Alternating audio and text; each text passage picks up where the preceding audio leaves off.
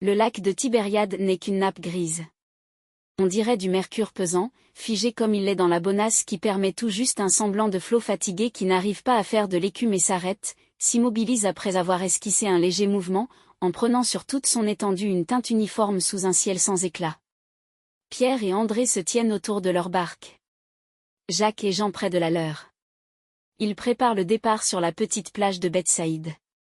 Odeur d'herbe et de terroir saturé d'eau. Légère brume sur les étendues herbeuses vers Chorazène. Tristesse de novembre sur toute chose. Jésus sort de la maison de Pierre. Il tient par la main les petits Matthias et Marie. Porphyrée les a revêtus avec soin. Elle remplace le vêtement de Maria par un de Marziam. Matthias est trop petit. Il tremble dans sa tunique déteinte. Porphyrée revient avec un morceau de couverture. Elle enveloppe le petit comme avec un manteau. Jésus la remercie. Elle s'agenouille, embrasse les enfants, puis se retire. Pierre observe la scène. Les autres apôtres arrivent. Pierre prend les deux enfants dans ses bras. Il les porte dans la barque. Il demande, « Vous n'avez pas peur ?» La fillette dit, « Non, Seigneur. » Mais elle se serre au cou de Pierre et ferme les yeux. Jésus monte dans la barque. Il attire les enfants à lui et les couvre de son manteau. 6 dans une barque, 6 dans l'autre. Pierre pousse la barque et saute dedans. Jacques l'imite. Les enfants s'enhardissent. Ils sortent leur visage. Ils sourient. Ils regardent les rameurs. Le garçon dit, « On avance sur un char sans roue. » Marie dit, « Non, sur un char au-dessus des nuages. » Regarde. Nous montons sur un nuage. Elle sourit. Le soleil dissipe la brume. Les nuages deviennent dorés. Le lac brille. Le garçon dit, « Oh! C'est beau! Nous marchons sur le feu. » Il bat des mains. Marie se tait, puis pleure.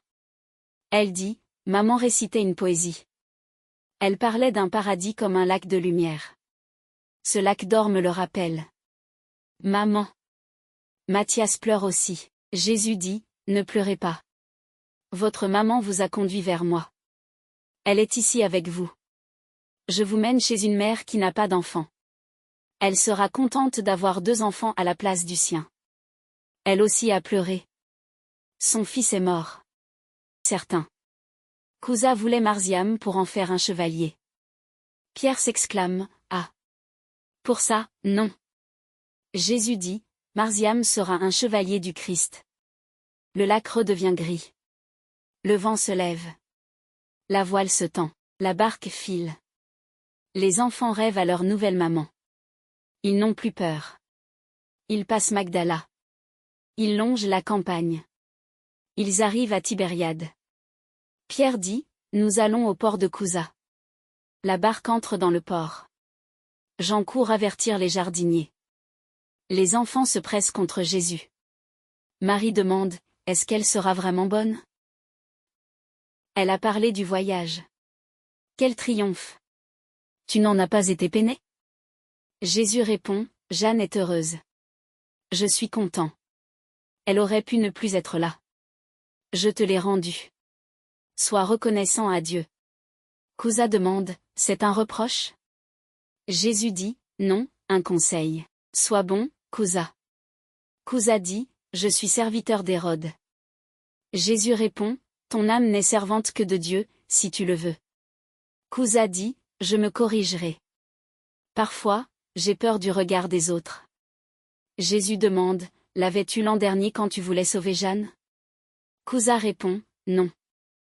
J'aurais tout risqué. » Elle pleure. Elle sourit. Jésus dit, « Je voudrais que ces enfants aient une mère, que cette mère ait le nom de Jeanne. » Jeanne pousse un cri. Elle se prosterne. Jésus demande à Cousa, « Les accueilles-tu en mon nom ?» Cousa dit, « Où sont-ils ? Conduis-moi à eux. Je les aimerai en vrai père. » Nous venons de Bethsaïde. Jeanne court. Elle tombe à genoux. Elle serre les enfants. Elle les embrasse. Il regarde la belle dame. Il regarde Cousa. Il regarde le jardin. Il regarde la maison. Ils regardent Esther. Le monde des rêves s'ouvre pour eux. Jésus contemple et sourit.